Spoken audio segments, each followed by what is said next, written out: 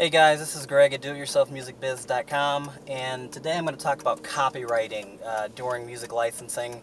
Right now we're in my car, and it's probably kind of shaky. I had to rig my camera up to my rear view or my sun guard, whatever you want to call that.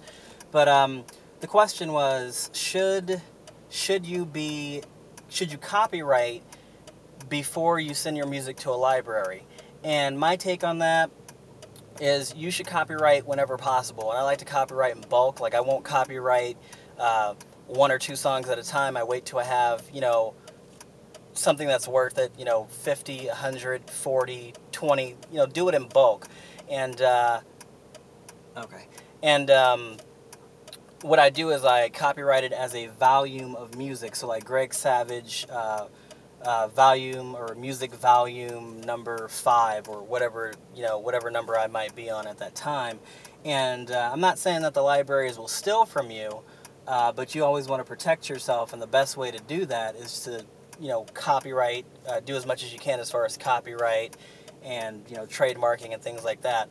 So again, what I would do is, if you've made tracks, just go ahead and copyright them and send those out, and then send your CDs out to the libraries, or upload your music to the libraries.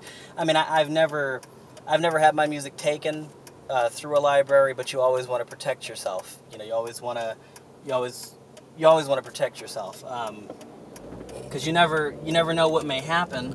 Somebody might hear your music on a library, or it might get confused with a bunch of other tracks, especially if you haven't done the proper meta tagging. And what that is, meta tagging, I'll get into that in another video. But basically, it's a way for people to find you.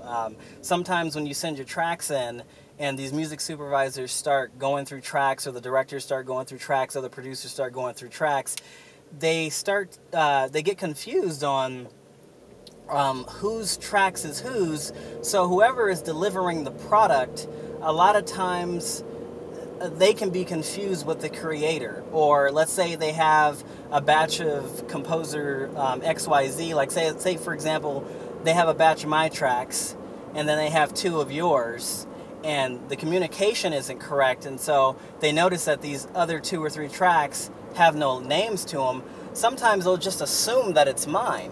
So I'll get credited and you won't. And that's where your copyright can save you. And a lot of times, it's not done with bad intent. It's just accidental. Like, they're not gonna sit and hold a track or hold a project back simply because they can't find the proper owner. What they're gonna do is they're gonna release the project, and they're hoping that the rightful owner actually comes back and says, hey, you guys screwed up. This is my track. My name is, so-and-so. Here's my copyright. Here's this agreement that we had, blah, blah, blah. So a lot of times it's not done for the sake, like, I wouldn't say copyright. I mean, well, yes, copyright to protect yourself, but I wouldn't say that your intent to copyright is the sole reasoning of stopping thieves. It's actually to help everyone in general in the project. And I've never gone through it personally, but I've interviewed people, and I've talked to people that have been saved simply because they were able to afford a copyright over to a company, and they're like, cool, thanks for the proof or whatever, and we'll go ahead and we'll get that fixed, and we'll make sure that the money is going to the right person, and and whatnot. So anyway, to the answer to that question was, yes, always copyright your work. And no, poor man's copyright is not a legit way of copywriting.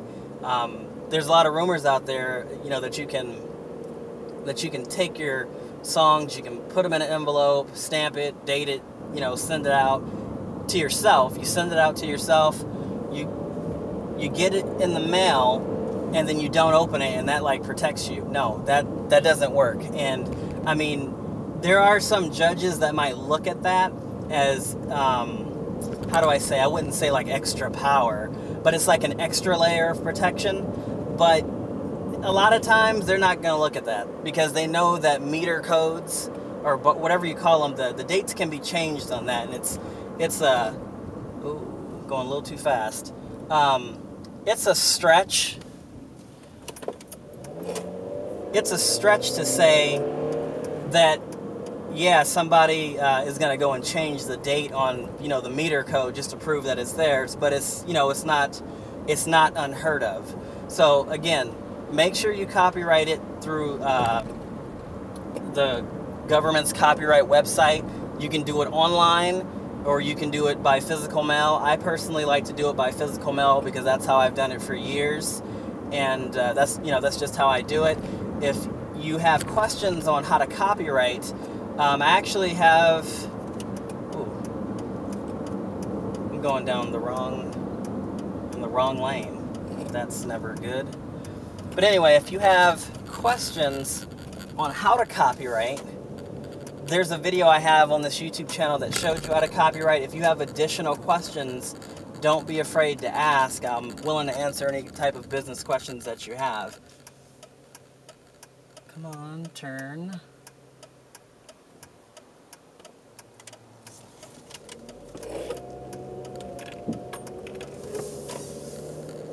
So yeah, just go ahead and ask any questions you got, and I'll get back to you as soon as I can.